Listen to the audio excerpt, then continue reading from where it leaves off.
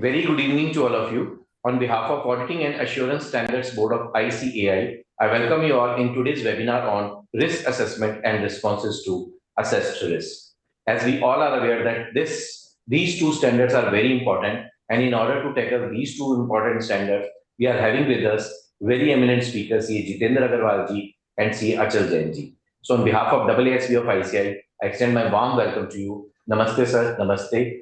I welcome both the learned speaker, and we are having with us two learned moderators, CA Mayank Arora ji and Madam Meenal Khemka ji. I also welcome both the moderators for today's webinar. And I also welcome all the participants of today's webinar. So Mayank ji's video is just not working. So I request Mayank ji to please start the proceedings of this today's webinar. Over to you, Mayank ji, please.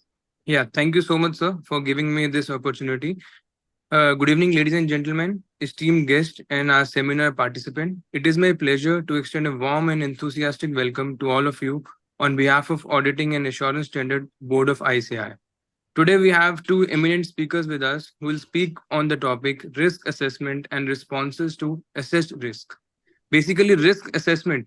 First, I'll give introduction of risk assessment. Risk assessment is basically a term which we use to describe the overall process or method where we identify hazards, risk factors that have the potential to cause harm, or analyze and evaluate the risk associated with that hazard so that we can determine the appropriate ways to eliminate the hazard or control the risk. And to enlighten on these topics, we have CA Achal Jain sir and CA Jitendra Agarwal sir. First, I'll invite CA Achal Jain sir. He is a chartered accountant and has done BCom honors from University of Delhi. He is currently into practice with more than 17 years of post-qualification experience in assurance and advisory services. Prior to this, he worked with assurance and advisory practice of Big Four firms. He has considerable experience in providing trainings to the clients on SA, Ind AS, IFRS, US GAAP. He's an active speaker with ICI, NFRA, IICA for training programs on audit and accounting. He has got significant experience in assisting clients across varied industries: manufacturing, real estate, power, construction, services, software, media, and trading. Thus, I welcome CA Achal Jain, sir. Thank you, Mayank, sir. Thank you, Mayank ji. Now I request Meenal madam to please kindly take away the further proceedings of the webinar. Meenal ji, please. Yes. Thank you, sir. Okay. Thank you for giving me such an opportunity. Now I have a brief introduction of our speaker, CA Jitendra Agarwal. He is a fellow chartered accountant from ICAI and Commerce Graduate Honors from Sri Ram College of Commerce. He is a partner with the auditing and assurance practice of the firm and is based out of the Deloitte office in Gurugram. He has post-qualification experience of over 35 years with over 24 years as a partner with Deloitte. He is currently leading various initiatives for the Deloitte Hawkins and Cell. As the lead audit partner for some of the firm's largest clients, he has been responsible for the audit of several domestic and multinational companies spreading across multiple sectors, mainly automobiles, energy and resources, technology and media, manufacturing and consumers business.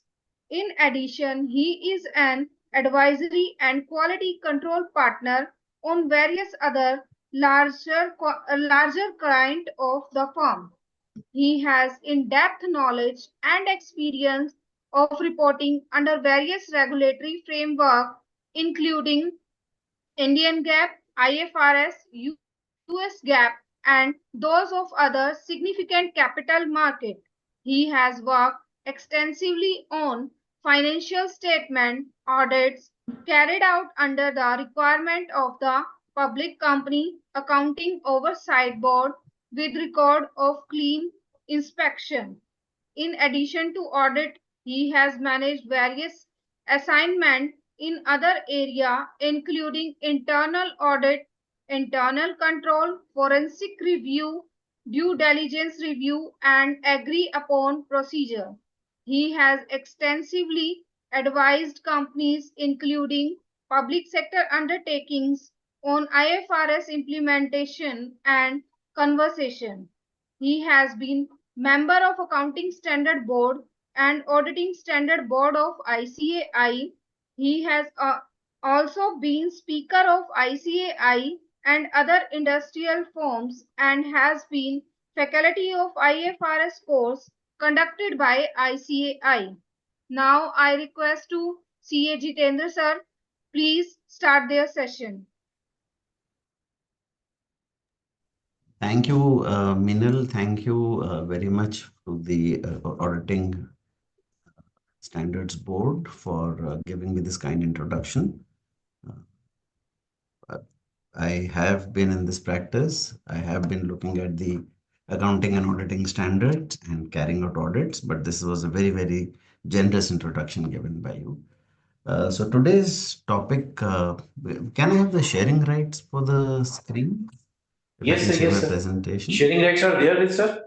Jitendra sir, No, it is- sharing rights. I just tried it. It says disabled screen, but if you can Check, give me please. that. Please say now, check, sir. Yes, I think it is there now. Now I can do it. Just 1 minute.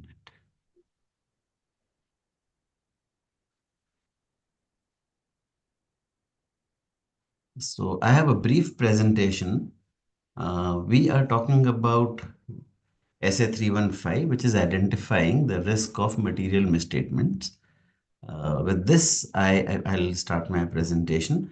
Now, I will just give a brief overview of how do we identify the material misstatements through an understanding of the entity and its environment. Environment means its internal control environment, the external environment, and everything else. So this is a broad overview of SA 315, wherein we talk about the scope, the date when it became effective, what is the objective. There are certain definitions which are covered, requirement of the risk assessment procedures and related activities, understanding of the entity, material weaknesses in internal controls, and other explanatory material. So this is what will be covered. Let me just give you a brief overview of the entire position as to why do we do a risk assessment. The auditor's responsibility is to carry out an audit and give an opinion on the financial statement of an entity. As part of that, he has to do certain procedures to carry out an audit. Now, how does one do all those procedures to carry out an audit is where we require the assessment of risk. Every entity has a different environment in which it works. There are different line items. For example, a manufacturing entity may have inventory as a major line item, production costs as a major line item, whereas a service entity may not have this at all. It will have payroll as a significant line item in its financial statements, and PPE as a major line item. There could be leases and other aspects which will be there. So every entity is different. So we have to do an understanding of the various risks which are associated with the entity. That is the reason why we have to do a risk assessment. And if we do not do a risk assessment, we may not be able to frame our audit procedures accordingly. How do we do a risk assessment is what we have to consider. Then, based on the risk assessment that a professional has done, that the audit team has carried out, the various audit procedures are worked out.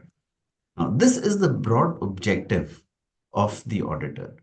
Uh, it's to understand in terms of doing a risk assessment. The understanding of the entity is very important, the environment in which the entity operates, and the entity's internal controls. So the responsibility of setting up the controls is of the management of the entity. So the auditor has to understand the entire framework in which the entity operates. Now, based on that, the auditor will identify and assess the risk of material misstatements. Now, the risk of material misstatement in the financial statements could be due to error or could be due to fraud. Now, the entity's internal controls and the environment will help us figure out whether the assessment could take place due to error or due to fraud.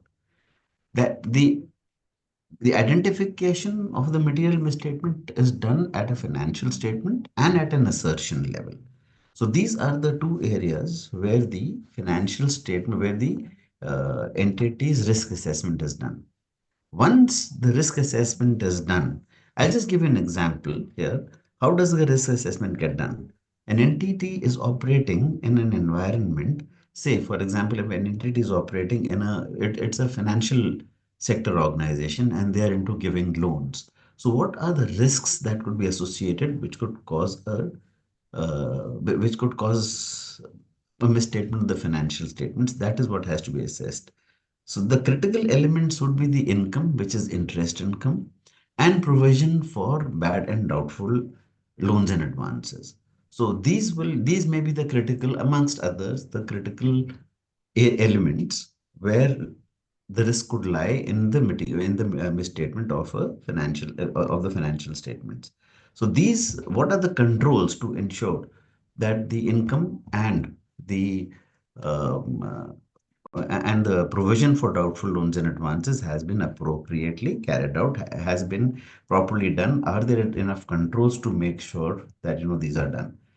What could be the factors which could result in a fraud or an error? So these are all the elements which are to be considered. Which environment does the industry operate? What are they financing? For example, they may be financing white goods or maybe property. Now, if the property is there, then the risk is reduced, but the loan amount that is given to every person would be higher. Whereas if it is a white good, then the loan amount is less, but the possibility of risk of bad debt would be higher because there is no underlying security. So these are the ways in which an assessment is done of the risk. Once that assessment is done at the financial statement level, now based on this, we will then determine at a financial statement level what could go wrong, and at an assertion level, how could they be materially misstated, the financial results. So now material misstatement will depend on the level of materiality, which is a separate issue which we are not discussing here. Then we will design and implement the responses to the assessed risk. Once we've assessed the risk, we will design and implement the procedures that we will carry out to carry our audit. Now, when we carry out the audit, it is not that everything will get covered, but we reduce the risk of any material misstatement to a very low level, to an acceptably low level, and that depends upon the procedures that we carry out. In a nutshell, this is what is SA 315, what it talks about in terms of identifying and assessing the risk of material misstatement through an understanding of the entity and its environment, both entity and the environment, and these are the broad steps which we take to cover that. Now, these are the various definitions that are there in the standard which talk about how we understand the risk. Now, we have to understand the entity. Now, there are certain assertions that we have to take care of, which are in the financial statement itself, and these are dependent upon the nature of the entity. So we will also talk to management, understand the entity. So the whole thing starts by talking to the management. We will understand what are the potential risks that the management has thought about. What are the new elements? What are the elements of business that the management takes care of? And how could it impact the financial statements? So this is based on assertions. And at each level, what could be the risk? As I said earlier, that the risk for different assertions would be different, for different account balances would be different, depending upon what the business is. Then we look at the business risk. Now, how do significant events, action, circumstances, how do they uh, how do they result in different risks? How do they adversely affect the achievement of goals and objectives? The next thing which is evaluated is the internal control. The management to run its operations efficiently has an internal control process in place. Now we have to look at what are the internal controls that the management has built and whether they are working. So this is the internal control. What the way we have to look at is it has to have a process to ensure reliability of financial reporting, effectiveness and efficiency of operations, how to safeguard the assets, and compliance with applicable laws and regulations. These are the four pillars in which we ensure how internal controls are designed. Then we have to look at how these are designed and implemented by those charged with governance. Uh, Control is something which is in one or more of the components of internal control. So this is what we have to look at in terms of control. Then we carry out certain risk assessment procedures, which are procedures to understand the environment and understand the entity and its environment. Now, based on this, we identify and assess the risk of material misstatement due to fraud or error at financial statement level or at individual assertion level. By assertion level, what I mean to say is, for example, whether say we may take inventories in case of manufacturing entity. What an assertion that would be whether it is present or not, whether it is physically available or not. So that is one assertion. The other thing is it is valued appropriately. So then we look at what are the risks at each of these levels and evaluate them.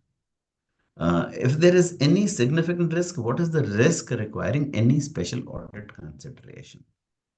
So this is the broad basis on which the assessment is done and the risk is evaluated. On an overall basis, once the risk is evaluated for various line items in the financial statements, then we frame our procedures accordingly. It is not that if there are no risks in a particular line item, we will leave that aside. Every element has to be evaluated. And a whole lot depends upon the entity's understanding and I would say the understanding of the team, the level of experience of the team, which is very important in carrying out the risk assessment. Based on that, the procedures are framed, the individual audit steps are designed, and a conclusion is reached at. From here, I hand it over to Achal Jain. He will take us through the entire auditing standard in detail. Over to you, Achal. After giving this, broad concept, I'll leave it to you to give a very detailed understanding to the participants here. Achal, are you there?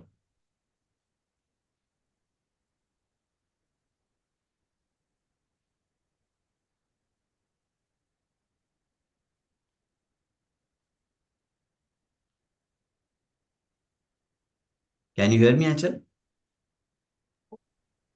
Yes, sir. Sorry. Over to you. Yeah. Thanks so much, sir, for this introduction. And I think this will really set the context in terms of our discussion related to this risk assessment and, of course, the responses which the auditor will need to provide. All right. So, good evening, everyone, for joining this session and for having this discussion around the risk assessment. As Sarah just mentioned, that when it comes to the risk assessment, so risk assessment is a very, very critical process when it comes to the audit of the financial statements these days. And I would say this is also one of the most ignored area at times, because whenever any files become subject to the reviews or whenever it comes to the audit of the financial statements, there's a lot of substantive testing which is visible. And when it comes to the audit procedures, there's a lot of documentation. There are a lot of audit procedures which go behind this audit of the financial statements. But one area which is very, very critical and which should really set the context for the designing and for the performance of the audit procedures happens to be the risk assessment, and which is generally found to be lacking in terms of most of the requirements of the standard when it comes to SA 315 or SA 330. So that is what we are going to talk about.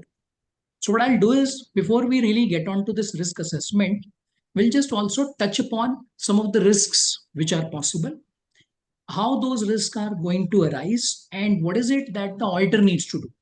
And that is when we'll eventually move on to the risk assessment, and we'll also talk about the procedures which the auditor should, such in a case, plan as around the performance of the audit. So I'll just share one presentation with you.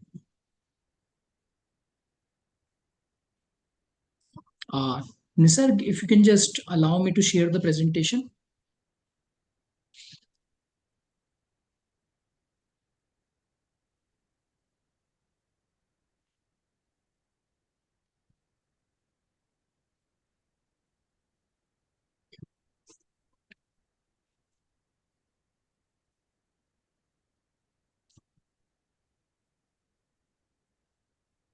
Sorry, you asked for me?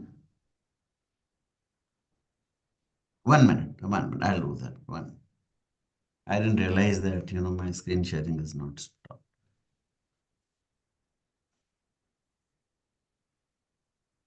Okay, done. Thank you, sir.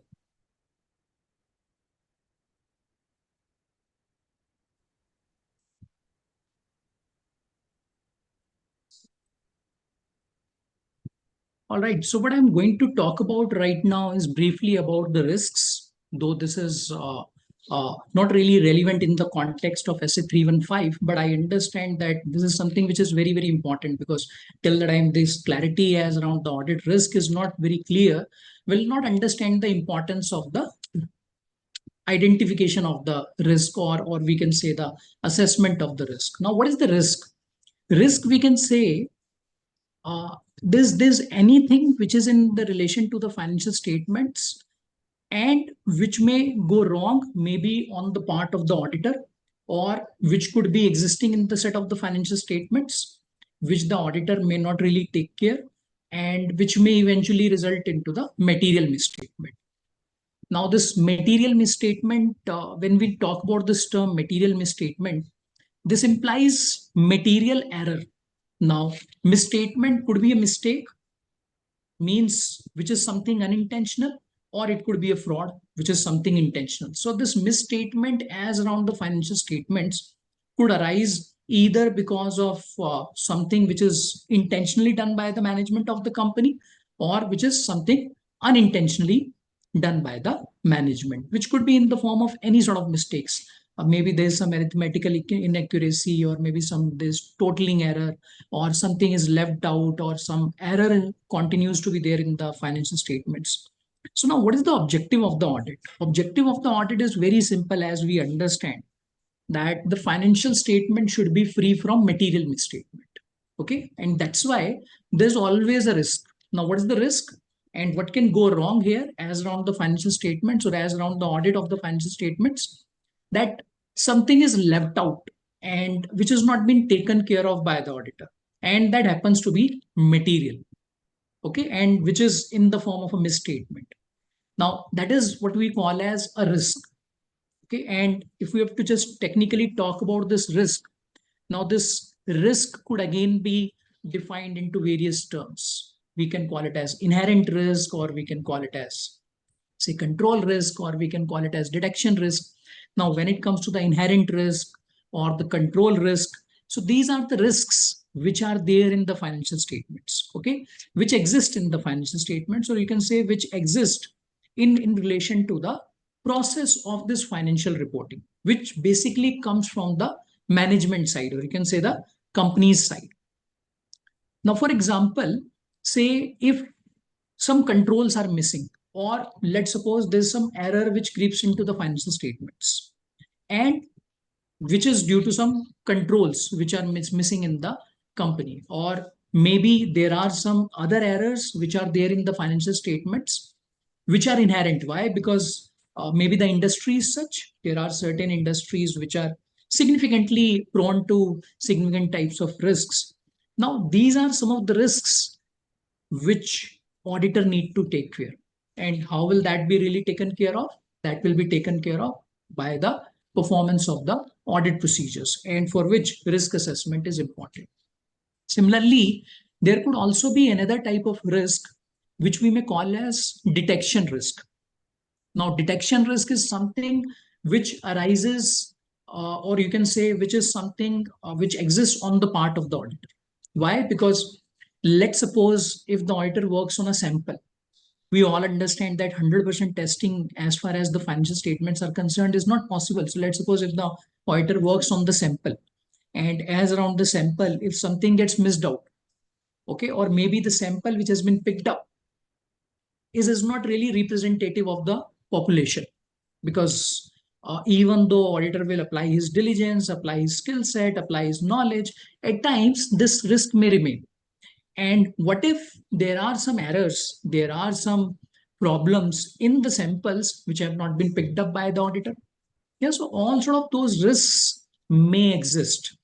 And that is what is audit is all about, and that is what is really is required to be taken care of by the auditor as far as the audit of the financial statements are concerned. So that's why we can say in very, very simple terms that when it comes to the audit risk, it's the risk that an auditor expresses inappropriate opinion, which means that auditor has not been able to fulfill the objective of the audit. He has not been able to get on to the desired level, or we can also say that he has not been able to cut down the risk to a significant level, or to a significantly low level, which is something acceptable to him, or which is something which can be considered as far as the audit of the financial statements are concerned.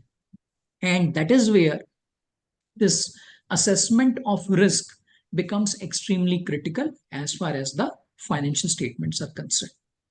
Now, when it comes to the financial statements, now in relation to the financial statements, generally, whenever we go and audit any financial statement, so what do? We'll just pick up the trial balance in most of the cases, or maybe we'll just pick up the draft set of financial statements in most of the cases, and we'll just start applying the procedures. Maybe we'll just start doing the vouching in some of the cases. Maybe we'll just start doing the ledger scrutiny.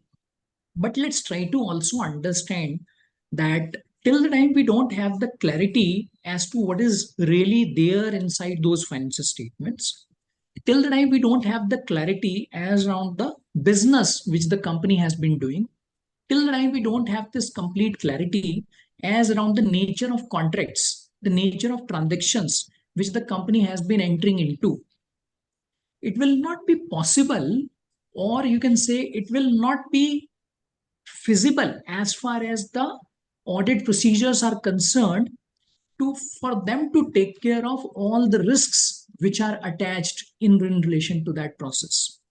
Yeah. Now, what do you mean by this? Say, if we go and audit, say, a real estate company, but if we don't understand this sector, let's say, for example, and let's suppose we have been exposed to the manufacturing sector all through, we have a very, very limited understanding of the real estate sector. And if we just go to the client place, and if we just start asking the questions in relation to that real estate company, okay, which is based on the procedures that any auditor will perform in relation to a manufacturing company, then what will happen? Of course, there are a lot of things which will be disconnected as far as the audit of financial statements are concerned. Yeah, there are a lot of inappropriate questions which the auditor will be asking at that point of time. And there are a lot of areas which the auditor will not be able to take care of. Why? Because he has not really understood the client. He has not really understood the industry which is required to be audited. So that's why before we really get on to the audit of the financial statements, or one can say the field work or the execution, it is extremely important on the part of the auditor to obtain the understanding of the entity, to obtain the understanding of the environment in which the entity operates, and of course, to obtain the understanding of the internal control system in relation to that particular entity. Now, all of these things are very, very important. Yeah. Now, what do you mean by entity? What do you mean by environment? And what do we mean by understanding of this? We can say that by obtaining the understanding of the entity, by obtaining the understanding of its environment, in a way, we are also performing the audit procedure. Okay. So we should not think as if that if we are just going and asking questions to the management, or maybe performing inquiries from the management, okay, so that is not audit. That is, of course, the audit. audit is not only about vouching or doing some checking of the workings or maybe getting onto the details, but audit is all about a thorough understanding of the client, thorough understanding of their business. Now, what do you mean by business here? And let's try to understand as to how this understanding of the entity is really required to be obtained. Now, when it comes to the entity, the first thing which the auditor needs to understand has to be the industry. Means whether the client is operating in real estate, whether the client is into service sector, whether the client is into telecom. Okay, so whichever industry it relates to. Now, why is that important? Because till the time the industry is not understood, the environment in which the company is operating is not understood, there are a lot of transactions, there are a lot of processes which may apply to that company. And there could also be various rules, regulations, which may apply to that company, which the auditor may not be really aware of. Yeah. And what is audit? Audit is all about ensuring that whatever the management was required to do, whatever the company was required to do, whether that has been done in an appropriate manner or. Yeah. So if you have simple terms, if let's suppose we have to describe this audit in a layman term, that is what is meant by audit. Means simply checking whether anything which was required to be done by the company has been done in an appropriate manner or not. Yes or no? Yeah. So now, in relation to that, this understanding of industry, the environment, and the processes of the company are not understood. So auditor will not have a complete clarity. So now let's try to understand about the processes of the company. Now, what could be the processes in a company? So now let's suppose if the industry is understood, the knowledge of the industry. Okay. And let's suppose we also understand some of the laws and regulations. We don't need to be an expert as far as the rules and regulations are concerned. But of course, one level of clarity is required on that. And if we believe as an auditor that the industry or maybe the regulatory environment to which the company is subject to could be too challenging, then it is always advisable for the auditor to have an industry expert or maybe any sort of expert which is going to help the auditor in relation to those audit procedures. Yeah. So for example, if we talk about banking, if we talk about financial sector, these are quite regulated. Okay. So if we talk about insurance sector, these are quite regulated. And that's where many a times it may happen that the auditor doesn't have the required knowledge in terms of the laws and the regulations which are applicable to that particular client which is operating in that sector. So what do you need in such a case? Of course, you'll need to involve an expert. You'll need to engage an expert. And that is how you will get into the detailed understanding of some of those regulations which may have an impact on the financial statements. Yeah, so that is one. Now, when it comes to the entity, so now let's also discuss about the processes. Now, in relation to a company, what could be a process or what could be various processes? Now, if in a company, if we have to talk about some of the major processes, we can say procurement is one. Okay, so procurement is a detailed process. Yeah. Similarly, we can say sales or marketing is another process. Similarly, we can say payroll is another process. CapEx, capitalization. In a lot of companies, you see that is altogether a different process, which is taken care of by a separate team in some of the cases. Yeah. Similarly, accruals would be there, and there could be a lot of processes which may exist in the company. Now, when it comes to the audit and when it comes to the understanding of the company, so understanding of the company doesn't mean that even if we are performing inquiries or if let's suppose we are having discussions, so we'll just go and meet the accounts team or maybe the finance team. Yeah, which may not be appropriate in most of the cases, particularly when it comes to the companies which are medium sized or large sized. Why? Because in those cases, the level of understanding which we need to obtain has to be from the right person, or you can say from the right team.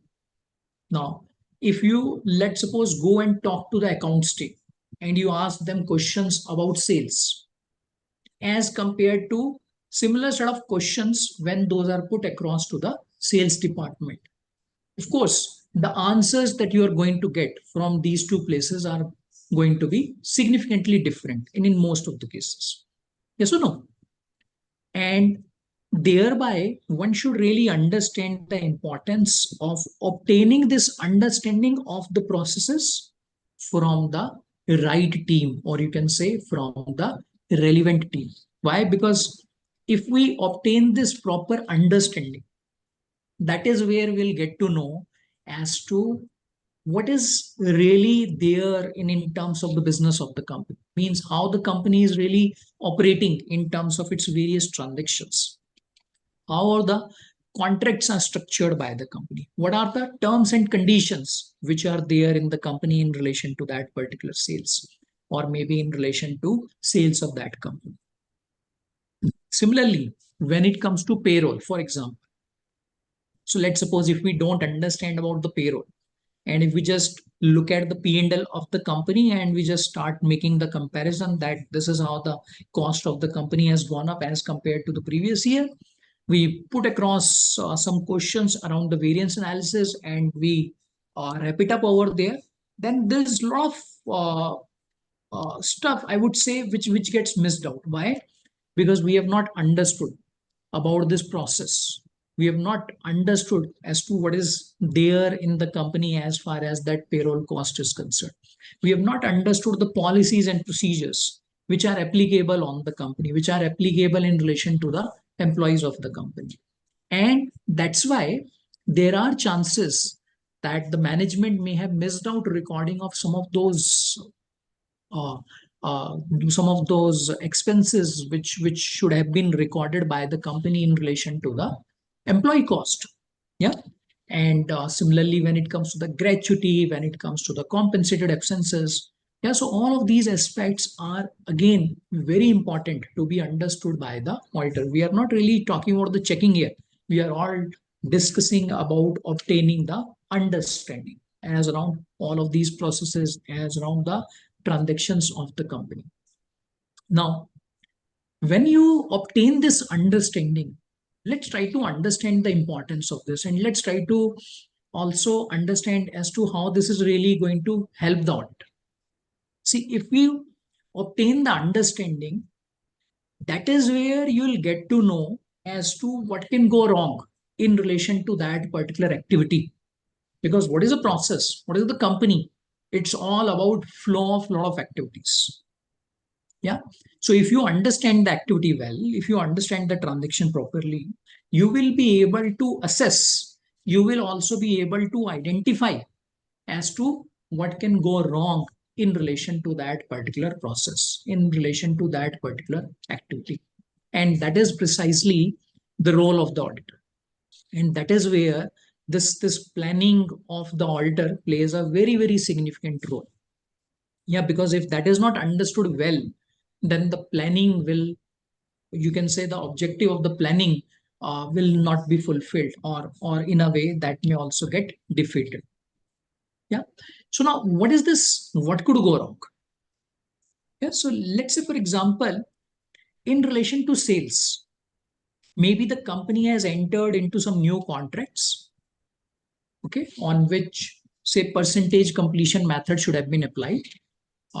In the past years, company has been following completed contract method always. And in the current year, if let's suppose company has missed out the recording of those accounting in relation to those contracts on which percentage completion method should have been applied. So what will happen? The revenue will be underreported. Yeah. But looking at the financial statements, will the auditor get to know about these things? The answer is no. Of course, the auditor can do the variance analysis, and the variance analysis or maybe some sort of analytical procedures he can do.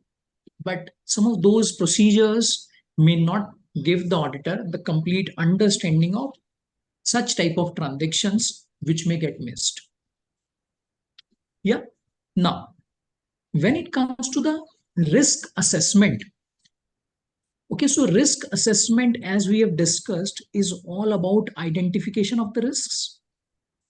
And for the identification of the risks, what is important? It's also important to understand as to what is it that the management has done. Okay, because audit is all about checking what the company has done.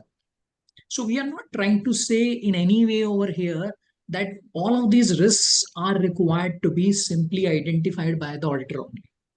Yeah, all of these things would have been done by the management as well, company as well. And many a times you get to see this on the part of the company. Yeah, so this RCM, as we commonly talk about this RCM document, which is the risk control metrics. What is that document? That is the management document wherein the risks are documented. And as against those risks, a lot of controls are also documented. Now, all of those controls will talk about the risks as to what all risks have been there in relation to various activities and what all controls are there with the company in relation to mitigation of all of those risks. Yeah. Now, in relation to each and every process, it becomes important on the part of the auditor to identify the risks and then to assess those risks. Now, when it comes to the risk assessment, the second question which arises is about understanding as to how those risks or what is the impact of those risks on the financial statements. Okay, so thereby we need to now discuss these two types of risks at two levels. One is which is going to impact the financial statements as a whole, which we say that the risks which are impacting the financial statements, and the other category is risks which are impacting some of the assertions of the financial statements or some of the assertions. Now, let's try to briefly touch upon on this assertion. Okay, and that is when we'll talk about some of the risks in relation to those assertions as well as the financial statements. Now, what is an assertion? Assertion, you can say, is one of the way you look at as to what can go wrong in relation to the account balance or maybe to the particular transaction or maybe to a particular flow of transactions. For example, when it comes to the sales, now let's suppose if the sales for the current year, if the sales for the current year have been pushed to the next year, or maybe the sales of the next year have been booked in advance. Yeah, so what is the risk over here? The risk is the cutoff. Now, what do you mean by cutoff? That every time the financial statements are drawn, there should be a line which we need to draw as on 31st March. So I'm just considering the 31st March to be the financial statements reporting date. Now, taking this cutoff, this sale should have been recognized by the company. Yeah. So over here, we are talking about one type of risk. What is that? There is a cutoff risk. Similarly, at times it may happen that in relation to the sale, which has been recognized by the company, the amount recorded is inappropriate.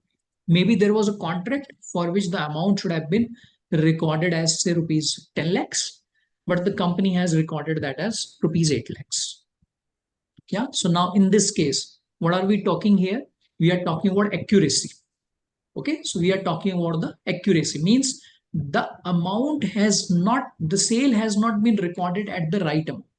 Okay. So that's a concern. Yeah. So now in this case, if you look at these two situations or these two scenarios, in one of the case, we discussed that cutoff was an issue. In another case, which is also related to sales, which will be recorded in the P&L, accuracy is the issue. Yeah. This is what you call as assertion. Understood? This is what you call as assertion. Similarly, let me take one more example. Now, when it comes to inventory, okay, so as around inventory, we understand that physical verification of inventory happens to be a Very important process. What is the reason of performing that physical verification of inventory? Even though management will perform that, auditor also participates in that. Yes or no? So we do that or not at the reporting date? Yeah. So now the reason for doing that is to ensure as an auditor whether the inventory is existing with the company or not. Means whether that is physically there with the company or not. And that is what you call as existence. Okay. So existence could be an issue. So there is a risk. What is the risk?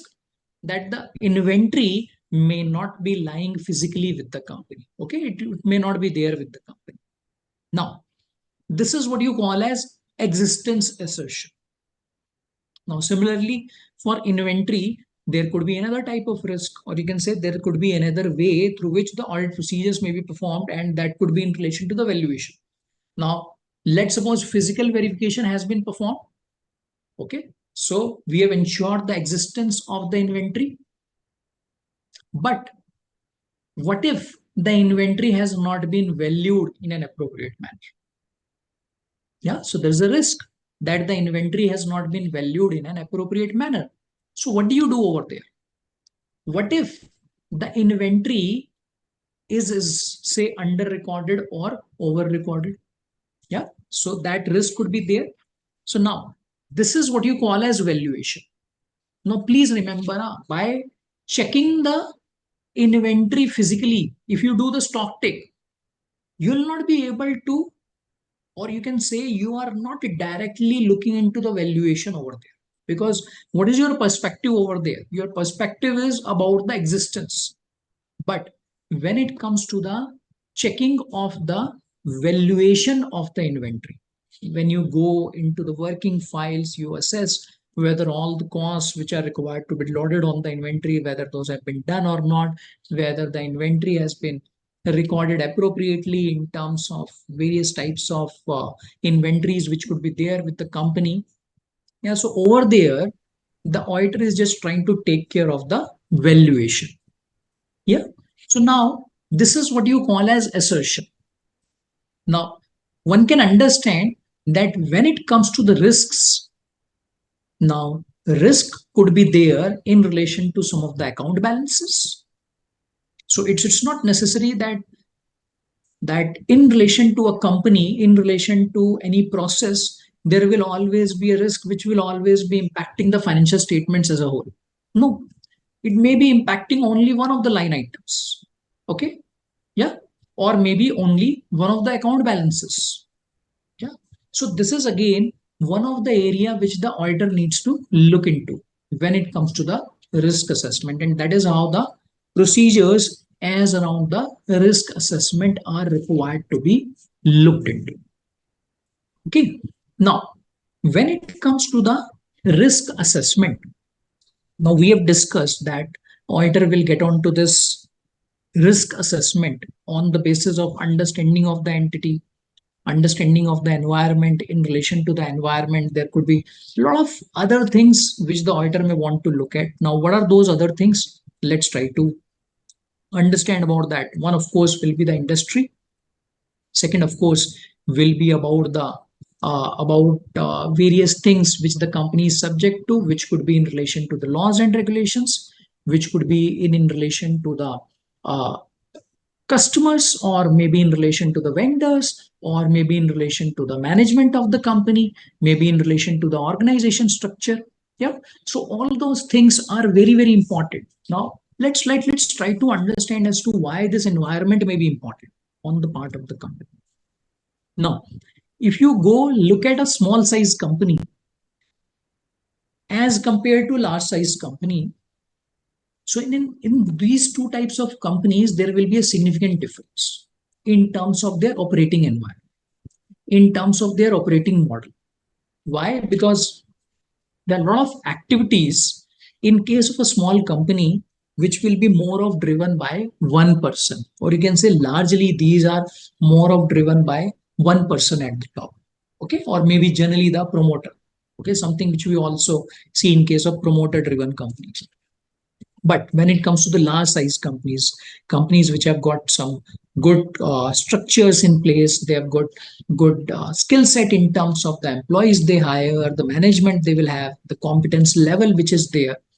So in relation to that, of course, when you go audit the financial statements of such a company, so of course your audit approach is going to be different. Why?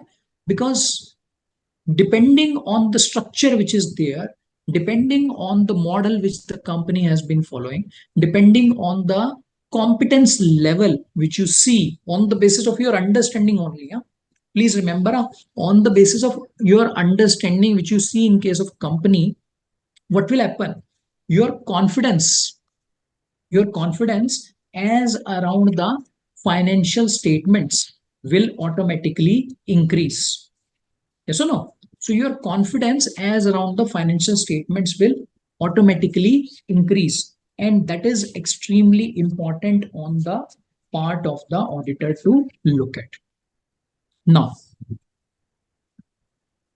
another important area when it comes to the understanding, okay, of course, on the basis of which this risk assessment is required to be done in relation to the financial statements, one can say is also about the accounting policies. Selection of the accounting policies as to how the management has been selecting its accounting policies. Okay, and this again needs to be understood. Generally, what do you see? That when it comes to the accounting policies, it's more of a copy paste. Yes or no? Yeah. But if you go ask the management, the questions as to how the management has selected those accounting policies, so you'll get a clarity in terms of how the management has accounted for various transactions.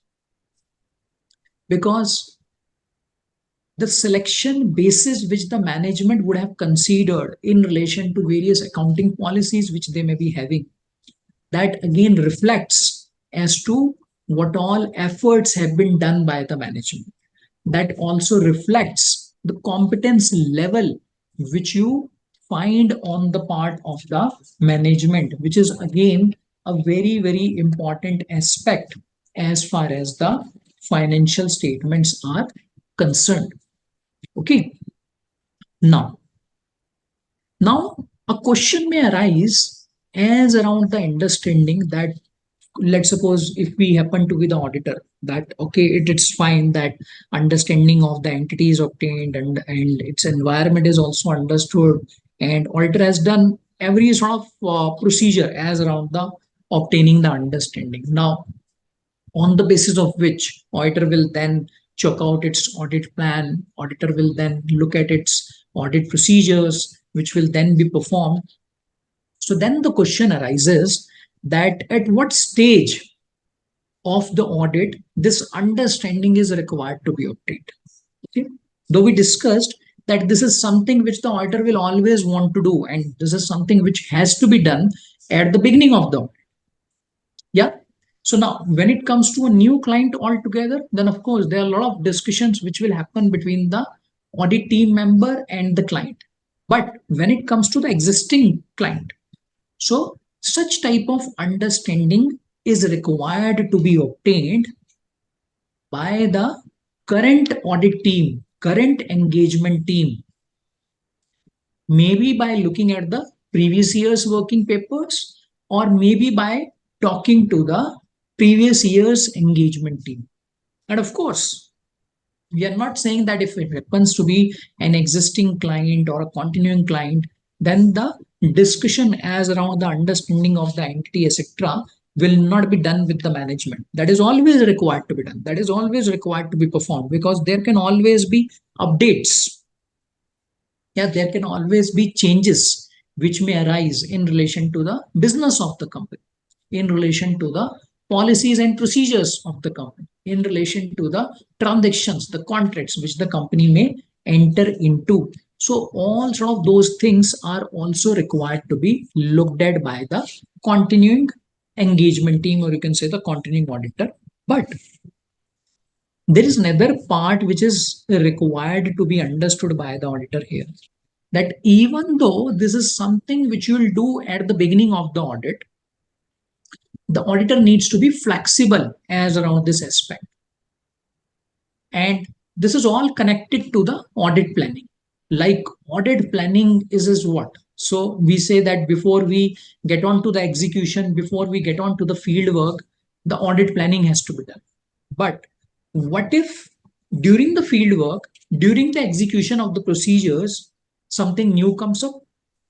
Or let's suppose auditor has done, say, one level of understanding on the basis of discussions with the management. So let's suppose auditor has also done a lot of discussions, inquiries with the sales department. Okay? And sales department has provided every bit of information which they knew at that point of time. Many a times it may happen that during the course of audit, auditor may come across something new.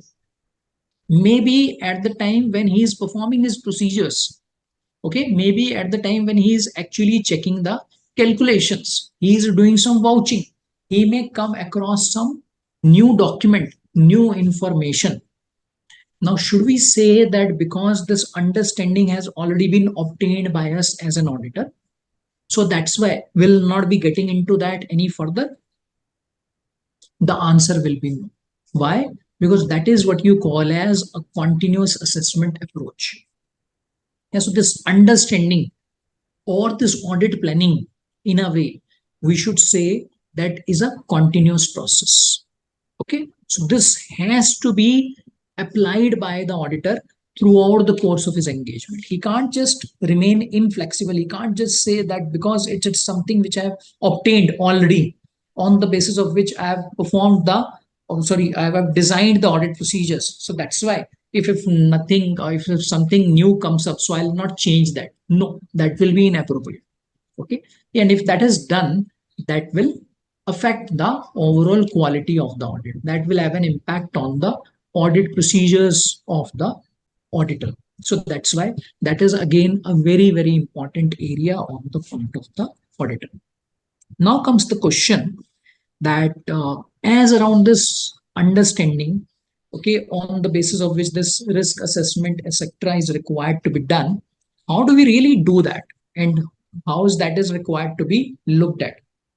See, when it comes to the understanding of the entity, there are various ways. So as we discussed, we can just go ask the management questions. We can also use some sort of checklist. We can also use some flow charts. We can also look at some of the SOPs which the management with the company may have maintained.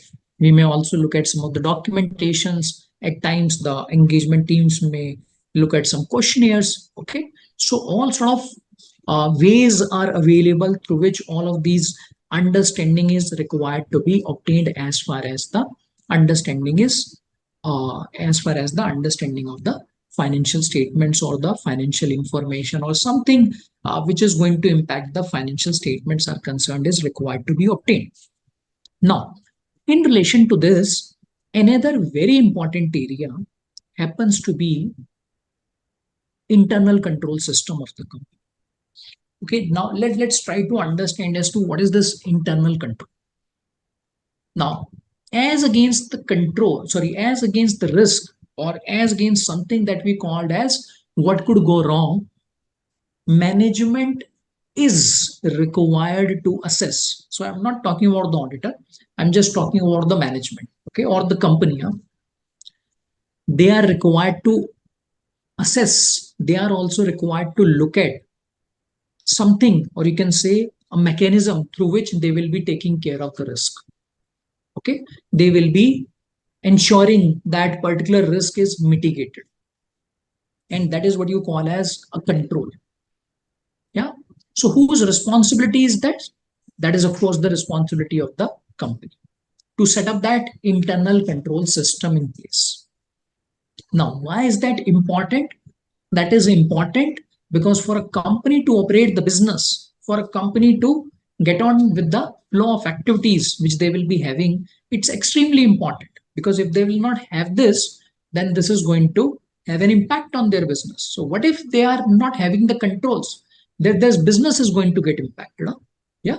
Or for the purposes of our financial reporting, their financial reporting is going to get impacted. So that's why there's something which is required to be put in place by the management. As an auditor, over and above this understanding of the entity and the environment, auditor is also required to understand the internal control system of the company. Now, this is again very, very important on the part of the auditor. Internal control system of the company. Now, why is this important? Because auditor will look at as to what the management has done in relation to the various risks which exist in relation to various activities of the company, and what all controls management has put in place. Now, what do you mean by controls put in place? Now, this can again be discussed maybe in two ways. So one, let's suppose there is any activity against which there is some risk for which management has put in a control. Okay, so let's suppose what's the risk? Maybe the assets are purchased by the company, or say inventory is purchased by the company, but that is not physically received. So that's a risk. Yeah. Now, as against the risk, the management may put a control. So what could be the control? So management has put up a system that every time the inventory will be purchased, so invoice will not be processed, or that is required to be recorded by the gatekeeper at the time of entry. That is also required to be recorded by the stores in charge when it will go to the stores or maybe the inventory system. And only then it will move to the finance team for processing of payments or maybe for recording of that particular item. Now, that is a control system. Okay? Now, in relation to this control system, to put this policy in place is what you call as a design. Yeah, because in this case, what is it that the management has done? Management has just given a layout, or management has just given a policy that this is something which the company is required to do. Now, all of these controls should also be operating effectively. Now, that is another important part of this internal control system. Why? Because if, let's suppose, this system is there on the piece of paper, yeah, so so we can say the design is there, but actually when it comes to its operation, or practically when you go and look at the company, you find that even though controls are documented, even though management has put down some controls, but operationally you don't find them. You don't find them to be operating in an effective manner. So will that be of any use to the company? The answer is no. The answer is no. So that's why over here it becomes important on the part of the auditor to understand about the internal control system of the company as well. Now, why is that important? Because depending on this internal control system, on the basis of this understanding which the auditor will obtain about internal control system, auditor will get a comfort. You can say auditor will get into a situation, auditor will be able to do his assessment. Auditor will be able to do his assessment as around the risks which are associated with the financial reporting, which are associated with the financial statements of the company. Yeah. So now this is again a very, very important area for the auditor to look at. And this area again, as we have discussed that when it comes to the planning, so planning generally, if you look at the audit files, audit working papers, this is generally found to be one of the weakest link. So when it comes to the reviews, when it comes to the various procedures which are performed by the auditor. Yeah, so as we discussed, yeah, so this is something which is generally found to be missing, and that is what is really the regulator tomorrow will want to look at, and that is how the risk assessment should always be done by the auditor. And you can now understand its importance, and maybe on the basis of this limited discussion that we have had so far, you would have understood as to, what is the importance of all of this, how this is really going to impact the financial statements. Yes or no? Yeah. So now let's briefly touch upon this internal control system. Now, what do you mean by this internal control system? One can say that this internal control system is all about the control environment in relation to that particular company. Okay.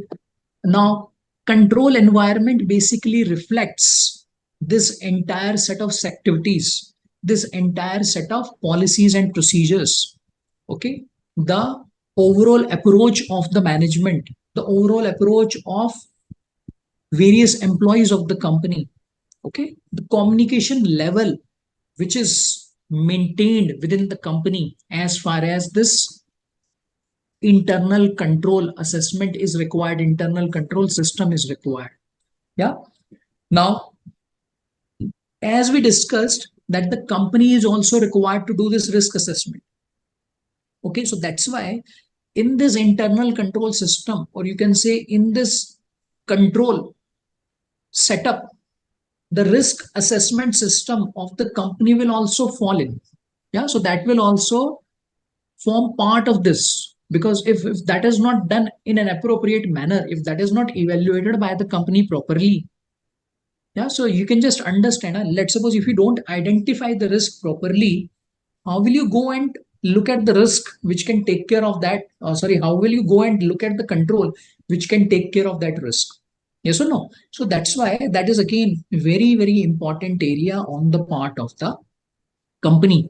And that is something which becomes important for the auditor to look at, auditor to understand as to whether the company has done that in an appropriate manner or not. Because if the company has not done that, if the company has maybe missed out on some of those things, then what is going to happen? The comfort level of the auditor will go down. And that is where the procedures, the approach which the auditor is going to pick up in relation to that set of financial statements is going to be completely different. Now, when you talk about the internal controls, now depending on the types of activities, depending on the processes which are involved, or depending on the approach, depending on the systems which the management may be following, now they could be manual or they could be automated. Yeah. Now, for the purposes of auditor, each and every type is important to be understood. So, for example, there could be a lot of manual controls. Now, what are those manual controls? We took an example that whenever any inventory will be purchased, any material will be purchased. Okay. So, at the first place, this will be recorded by the card at the time of entry. Okay. And maybe an entry will be made by the stores in charge. Now, this could be a manual control. Why? Because this is done by the company in a manual manner. But if we talk about some of the companies, say, which are using ERP, okay, or say, for example, companies which are using SAP, yeah, Oracle. So there are a lot of processes which are automated in case of most of the companies today. Yeah. So there are a lot of things which are driven by technology today. And in those cases, because the processes, because the activities are automated, so that's why what the management may have done is, management may also have looked at the automated controls. So the control environment, the control system in relation to those activities may not be manual, may be automated. And that is where the role of the auditor becomes important. Why? Because the auditor needs to understand that. Auditor needs to understand that properly. And that is where the auditor may find the need of the experts. Now, who are going to be the experts over here? IT team. Now, so in so many cases, what do you see? That the engagement team has also involved an IT team. Now, what is the role of the IT team over there? IT team will assist the engagement team members in relation to understanding of those processes, yeah, which are based on technology, which are automated.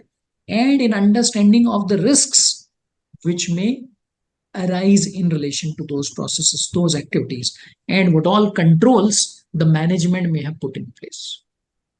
Yeah, why? Because all of this is going to eventually impact the financial reporting. All of this is on the basis of which financial statements are going to be produced. So that's why till the time this is not really looked at by the auditor, this is not really understood by the auditor. So what is going to happen? There's a risk that he may miss out. He may miss out on some of the important aspects of the audit. So that's why this is another very, very important area for the auditor to look at. Yeah. And that is where you find this involvement of experts.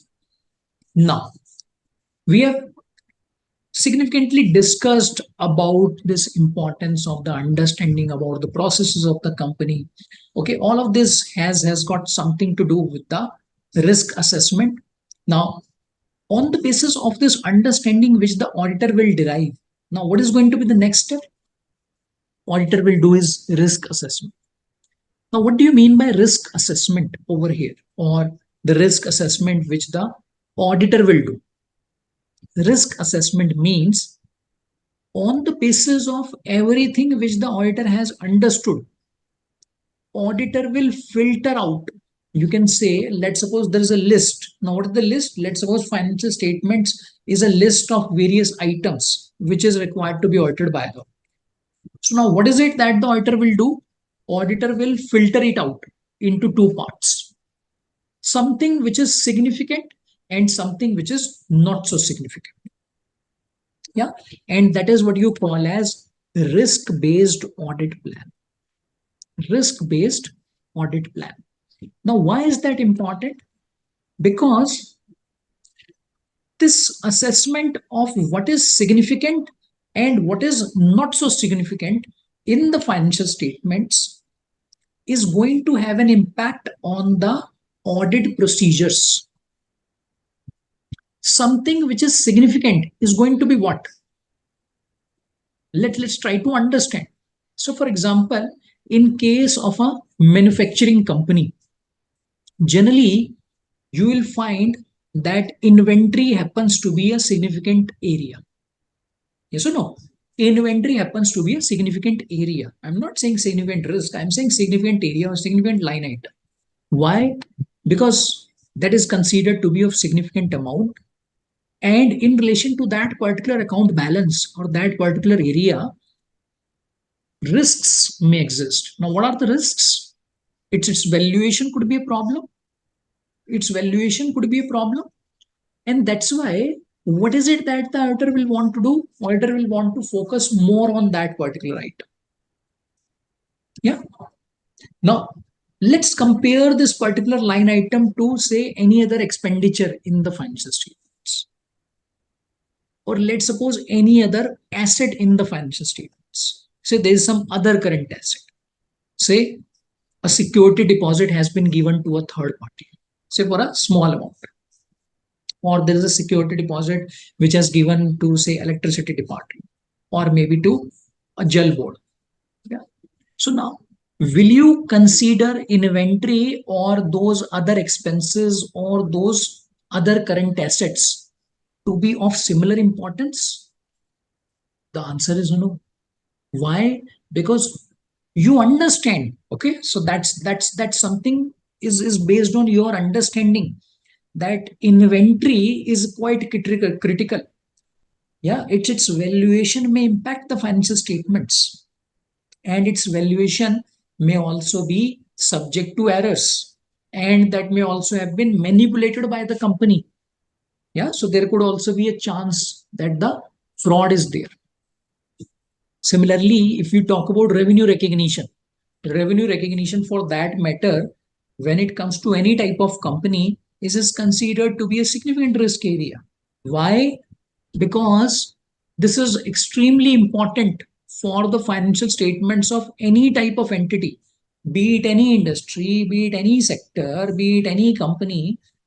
Revenue is something which every company would like to, say, say show in a manner which is good for the company. Yeah, so there could be companies which may want to overstate revenue. Yeah, so that's why this is again a very, very important area as far as the financial statements are concerned. Now, what is going to be the impact of this? The impact is very simple, that if you consider any particular area, any particular line item as significant, then the number of audit procedures, or you can say the extent of audit testing as an auditor which you will perform, is going to be higher on that particular area as compared to something which is considered to be not so significant. So we are not saying that if there is something not so significant, so we'll ignore it altogether. No, we are not saying that we will ignore it altogether. We'll form some procedures, but those procedures may be limited. Why? Because the chances of material misstatement arising in relation to those not so significant items is lower. Or even if some misstatement will be found, that may not be material in nature. That may not be material in nature. So that's the thought process which the auditor may consider. And that is where this assessment of various line items in the financial statements are concerned. Its segregation, you can say, into significant and not so significant becomes an extremely important activity at the time of audit planning. Yeah. Now, when it comes to the audit planning, now again, I would like to just, maybe spend some time on this. Now, audit planning is again one area which is not given adequate importance by most of the audits. And one should understand that if something is not planned well, then of course its execution will get impacted. Okay, it's like any other activity, it's like any other process. So let's suppose if we perform a trip, say if we plan a trip, or let's suppose if we plan to get into some activity, or maybe there's a function. So what will you do? You will want to plan it. Yeah, why do you want to plan it? Because if you plan it well, if you plan it in appropriate manner, the chances of that particular activity, that particular process going well will increase. So same goes with the audit. Yeah, so that's why when it comes to the audit planning, appropriate time should be devoted to the audit planning. And in relation to this audit planning, one essential area, or you can say the most critical area, happens to be the risk assessment. Happens to be the risk assessment, which has to be focused upon by each and every auditor. Yeah. So now let's try to look at some of the procedures, some of the ways in relation to the risk mitigation. Okay, so some of the things that we as an auditor should be looking at. Now, when it comes to the client and engagement acceptance, so what do? Of course, you'll get into the background checking. Okay, you will just ensure that knowledge, experience, okay, the risk associated with this are obtained. So this is all what this is all about, ensuring that the understanding is obtained and the risks in relation to acceptance has been taken care of. Yeah. And the similar sort of activity is also required to be looked at in relation to the continuance of the engagement. Yeah, because there again, the risks will exist. So those are also required to be looked at. Yeah. So when it comes to performance of an engagement, so there could be a lot of risks in relation to independence. Yeah, so all of those are also required to be looked at. All of those are also required to be taken care of by the auditor. Yeah, as around the engagement terms, these are also required to be taken care of by the auditor. Yeah, and of course, when it comes to the execution, there are a lot of activities which the auditor will want to do that has to be done in line with something which has been planned. And of course, that has to be something which can evolve, that can change on the basis of the new developments which are taking place, okay, which may have any sort of impact as far as the financial statements are concerned. Now as a next step, what we will do is we'll just also try to discuss as to what is it that the auditor will do in a relation to all of those risks which he would have assessed. Okay, now in relation to the audit, now we are talking about the audit procedures, okay, which the auditor will design and which will then be performed by the auditor. Now, in relation to this, the first thing which the auditor will check will be about the controls, or you can say the control system of the company. So that's why, what is the first procedure which the auditor will perform? That will be in relation to the testing of internal controls of the company. Now, please remember, when it comes to the controls, we are talking about controls of the company, because controls are not the controls of the auditor. Yeah, so it's all management controls which are required to be tested by the auditor. Now, what do you mean by testing of internal controls?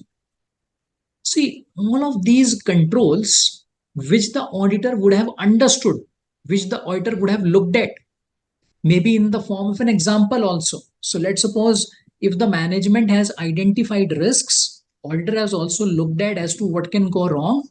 Auditor may also have looked at some of the examples. He may have done some walkthroughs in relation to some of those activities, some of those processes. Now comes the time when he will go beyond discussions, because all this while, at the time of his planning, before designing the audit procedures, what is it that the auditor was doing? Auditor was getting into the discussions. He was performing inquiries. Okay, maybe he may also do some sort of analytical procedures. He may also get onto some maybe a limited inspection, observation, but he has not performed full-fledged testing over there. Yeah. So now, as a next step, what is it that he will want to do? He will now want to test that all of those controls which the management has put in place, whether those are really operating effectively or not. And how will he do this? How will he do this? Simple.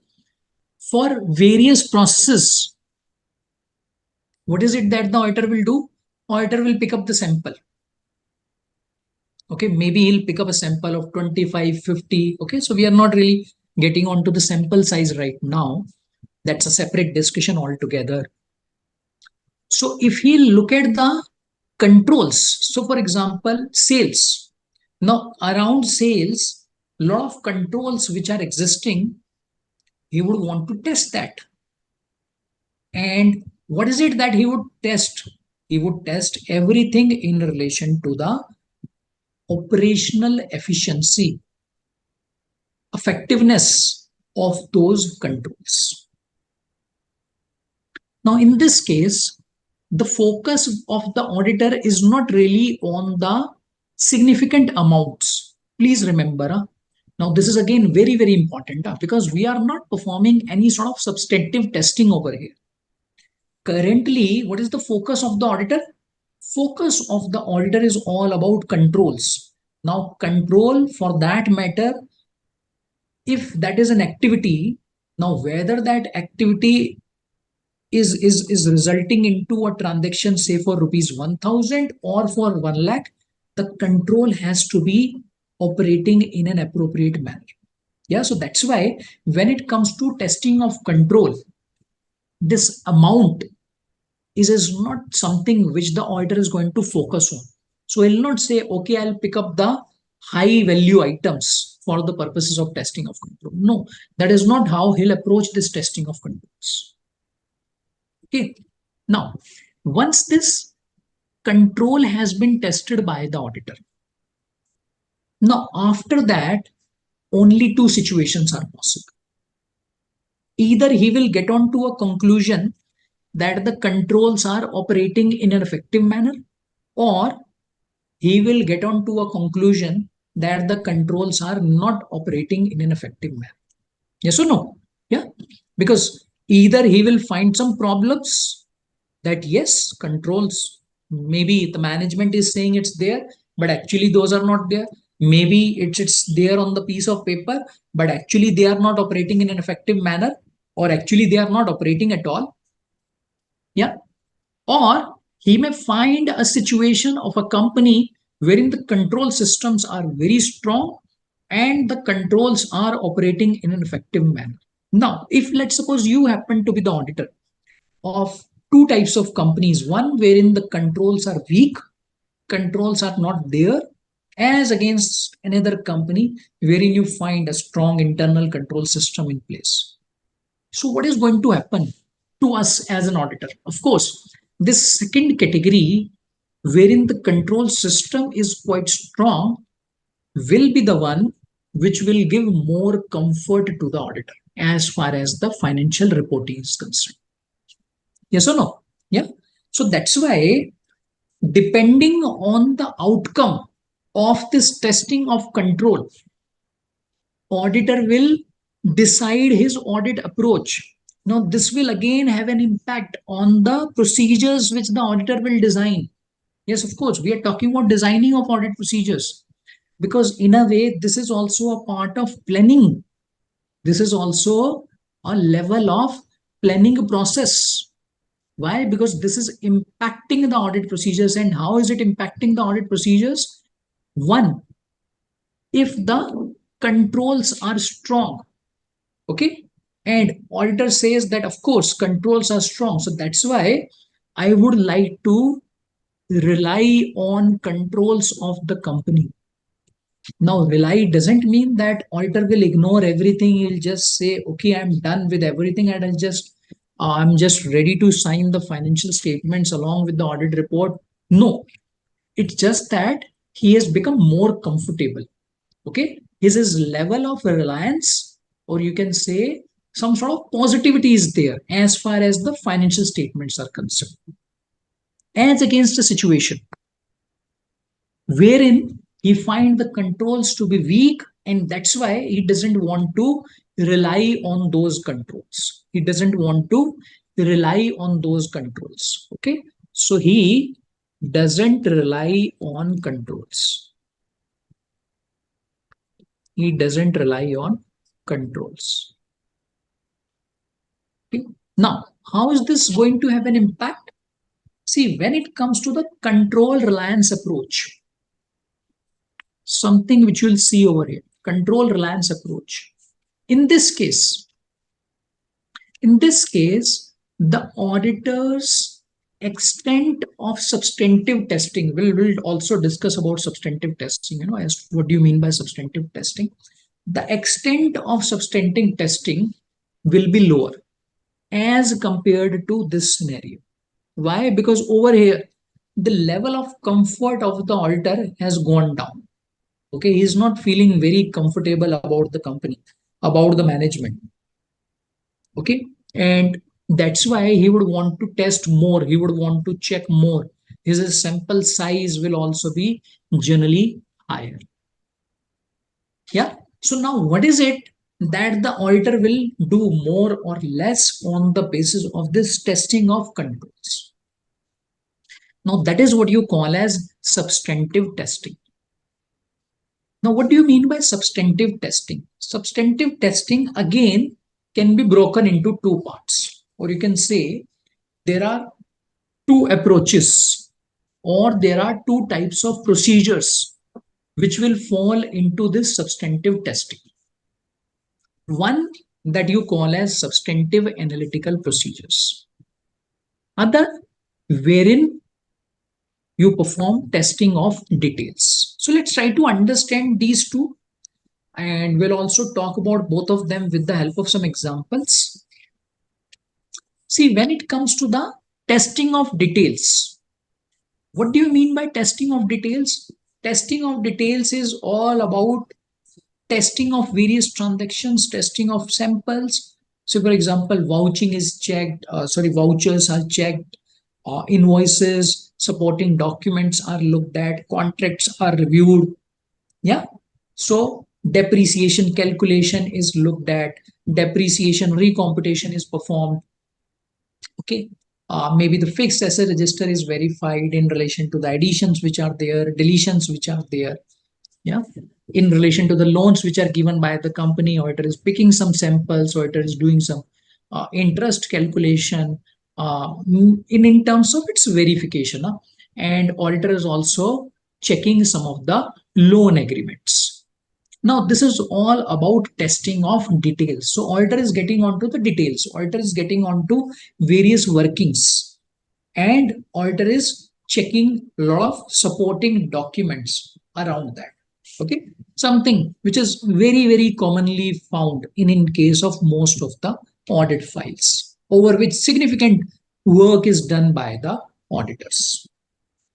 Now, let's try to talk about analytical procedures. Okay, analytical procedures. So I'm not talking about substantive analytical procedures. I'll just talk about analytical procedures first of all, and then we'll talk about substantive analytical procedures. Now, what is substantive analytical procedure? Sorry, what is analytical procedures? See, it's all about establishing a relationship between the data. Say, for example, in the current year, employee cost is 1 crore. Yeah. Previous year, employee cost was, say, 1 crore 10 lakh. In the previous year, it was 1 crore 10 lakh. So approximately it's gone down by, say, 9 or 10% in the current year. Yeah. Now, this sort of analysis, or you can say this variance which is looked at. Now, in this case, what is it that the auditor is trying to do? Auditor is trying to establish the relationship between the data.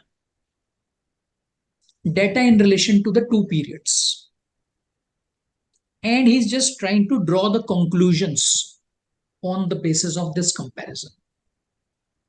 So you can say it's an example of the analytical procedure. Let's take one more example for this. Say, sales of the company has gone up by 15%. Okay. And during the course of understanding which the auditor obtained from the sales head, he understood that the company is working on a commission model, that against the sales, 5% commission is also paid to the commission agents. Okay, so that's the business model of the company. Okay, now, in this case, if the company is getting all the business, all the contracts through the commission agents, so what should happen? What should happen? If the sales have gone up by 15%, so generally, you'll have a thought process that the commission expense should also go up by 15% as compared to the previous year. Yes or no? That should also go up by 15%. Why? Because there is a relationship. Yeah. And what is the relationship? So this cost, this commission as a driver. What is that driver? Sales. Okay. So there's a cost driver in this case. And this sales commission expense is directly linked. You can say is driven by the sales of the company. The sales will go up, sales commission will also go up. If the sales will go down, it should also go down, but not necessarily. There can always be exceptions. Yeah, so we will talk about those exceptions also. Now, in this case, when this analysis is done, so such procedures which are performed by the auditor, these are called as analytical procedures. And the auditor is also required to corroborate this.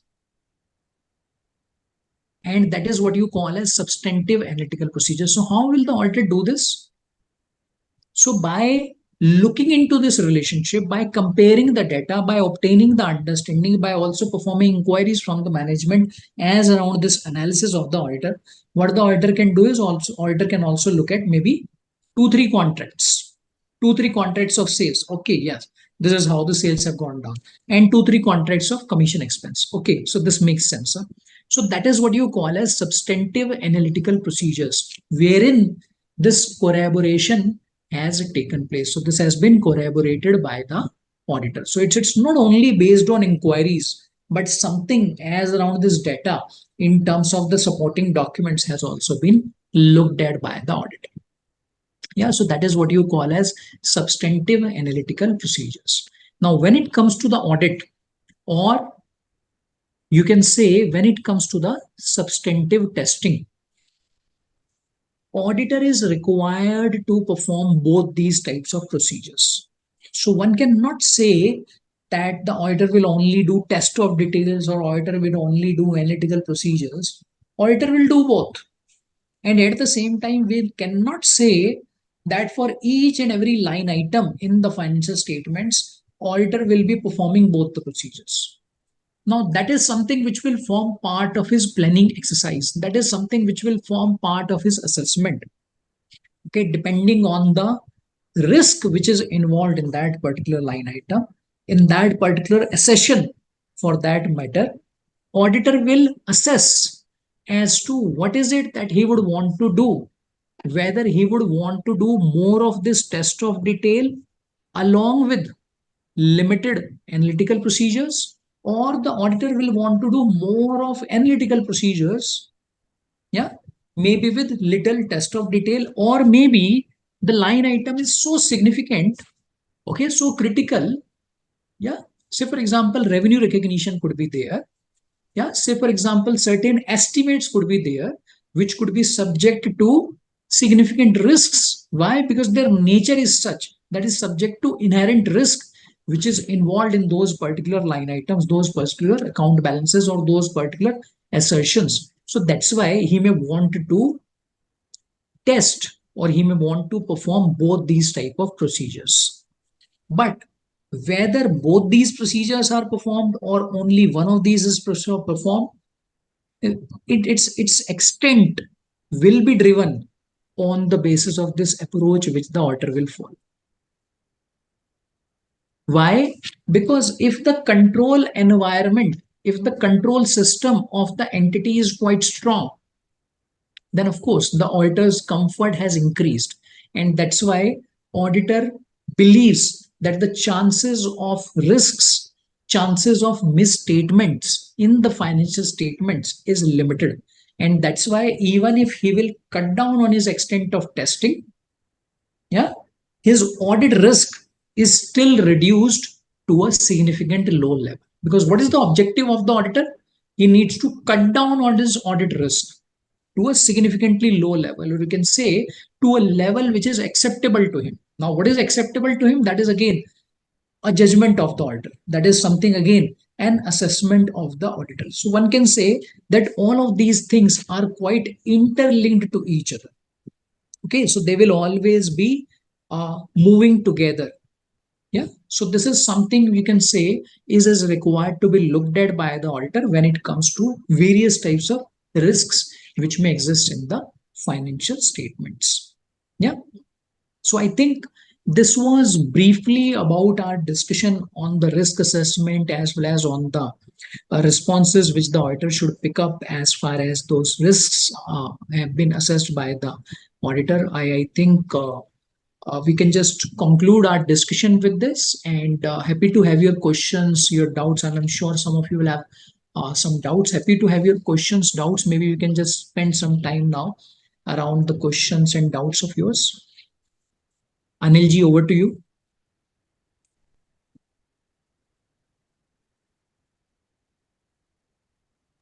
Sir, I have a question for you. What are the Yes. standard procedure to identify the risk in company?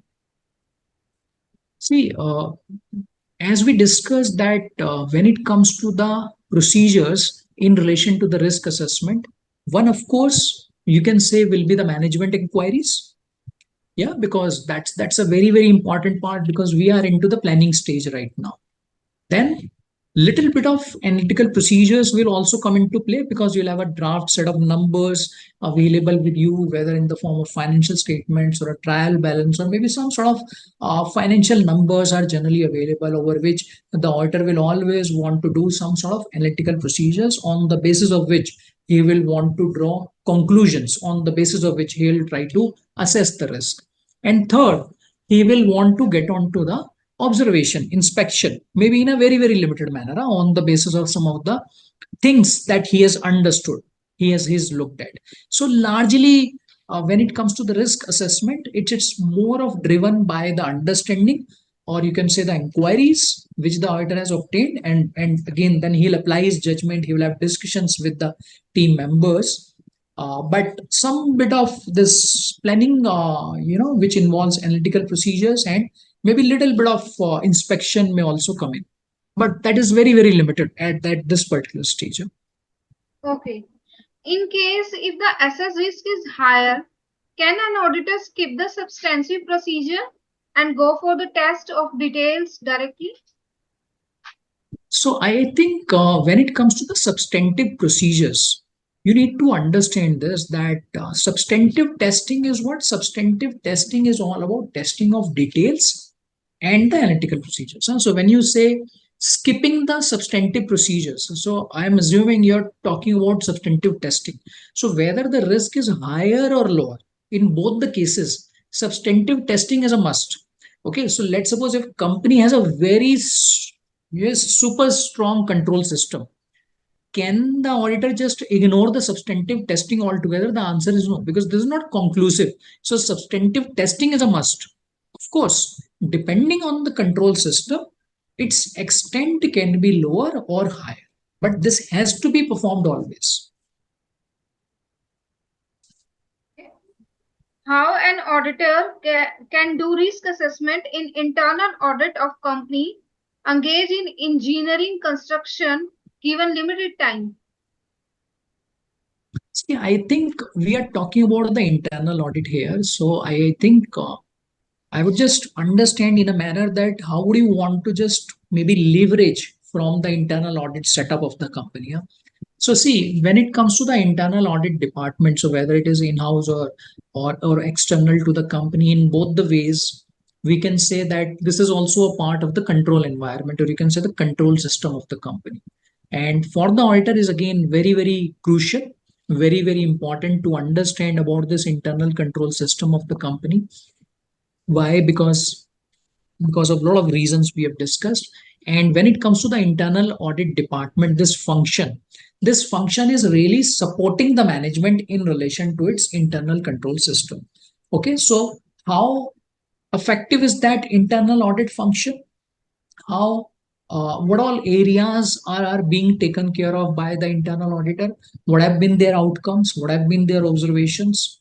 Okay, discussions with the internal auditors. This will all form part of the planning exercise of the auditor. And this is again a very, very important area when it comes to the planning. And you can say when it comes to the risk assessment. Okay.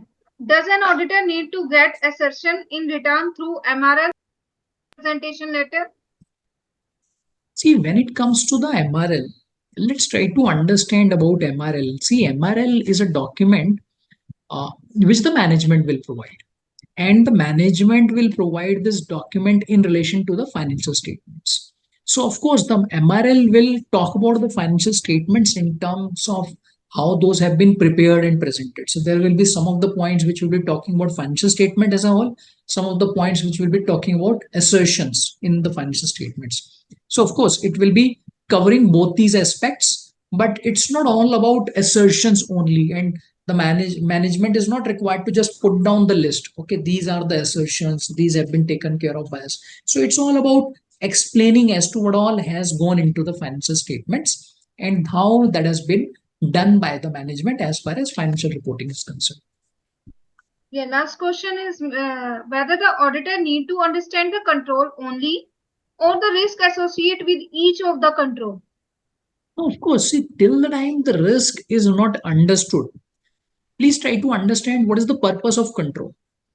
Yeah, so you will get onto a control only when you will find there is a risk. Okay, so let's suppose for a company, yeah, so if you say that we have a control, what is the control?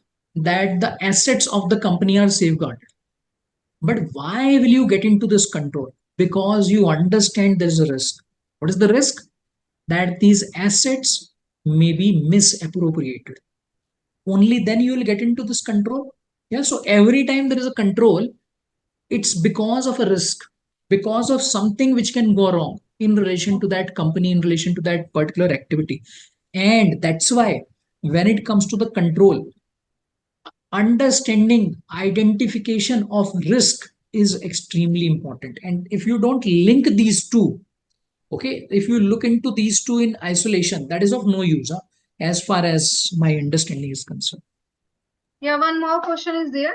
Sure. Can we use internal audit report as a base to plan or our audit?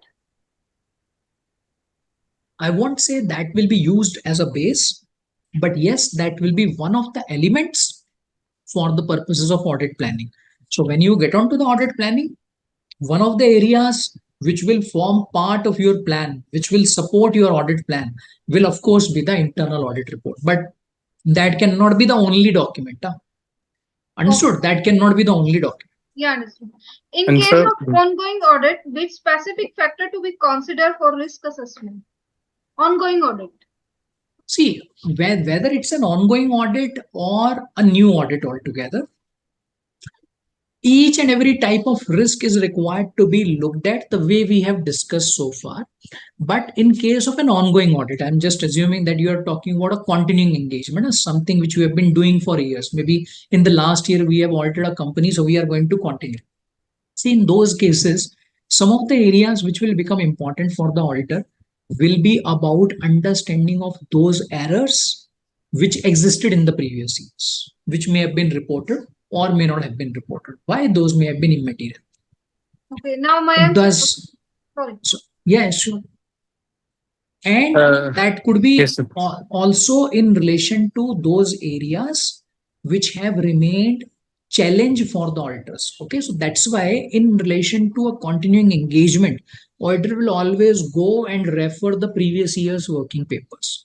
If the audit team, engagement team is different, new, he will always go discuss, have communication, have understanding about the previous year's challenges as far as those financial statements are concerned. So I would say these are some of the things which is a must in case of a continuing engagement, over and above something which we have already discussed. Now my answer asks the question. Sure. So one question I would like to ask with regard to identification of risk, like who is primarily responsible for identifying the risk, whether management or an internal auditor?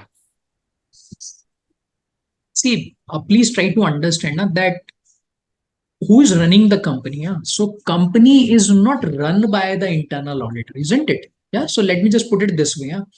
So the function of the company, the functioning of the company is required to be looked at by the board of directors. Okay, forget about the management. So board of directors is responsible for the overall functioning of the company. So at the end of the day, for each and every functioning, each and every activity in relation to that company, who is going to be responsible? Of course, it has to be the board of directors or the management. Internal audit department can be in-house or external. And that is always a support function. One must understand that is always a support function. That's an extended arm. Extended arm cannot become the primary arm, or you can say that cannot be considered as if they are the one who are responsible for this. Yeah. And so one more thing, like in relation to the same, like if some information or document is being asked by the auditor during audit and the customer is neither refusing it and nor giving the same, is it desirable to put the requirement in writing to the client for the same? See, generally these days, the way this audit functions, that at the first level, a list of requirements is put across to the company. Generally, because today we are working on soft files in most of the cases. Generally, you don't find that the auditors are working only on hard copies. Gone are the days. So that's why this document, which is very popularly called as PBC, prepared by client. So this list goes out from the engagement team to the client, wherein each and every requirement is put down.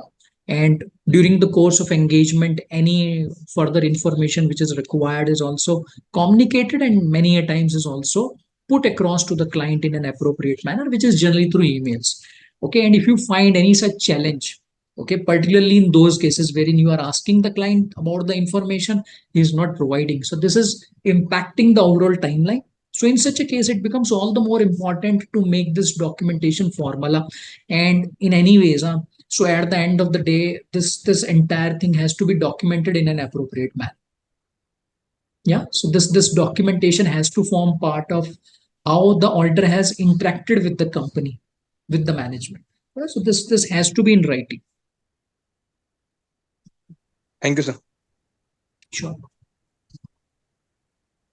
Now I invite Mr. Anil, sir. for vote of thanks. Vote. Thank you, sir. Thank you, madam. Can you hear me? Yeah, thank you, sir. Yes, Am I sir. audible? Yes, sir. Thank you so much, Achal ji, for a wonderful detailed deliberation. On behalf of AASB of ICI, I extend my heartiest thanks towards Jitendra Agarwal ji and Achal Jain ji for such a detailed deliberation. You have covered all the aspects relating to both the essays, risk assessment and responses to assess risk, and hope our members have gained a lot through your insight as well as in-depth knowledge. So once again, thank you so much. I also thanks both the moderators, Mayank Arora ji and Meenal Khemka ji, for Thank you, sir. wonderfully moderating today's webinar. So, and their precious time. So thank you so much, Mayank ji. Thank you so much, Meenal ji. Once again, in absentia, Jitendra Agarwal ji. Thank you so much, C. Achal Jain ji. Thank you so much. I also thanks all the participants of today's webinar. Thank you so much. Bye-bye. All right. Thank Thank you, you. sir. Thank you, everyone. Thank you, sir.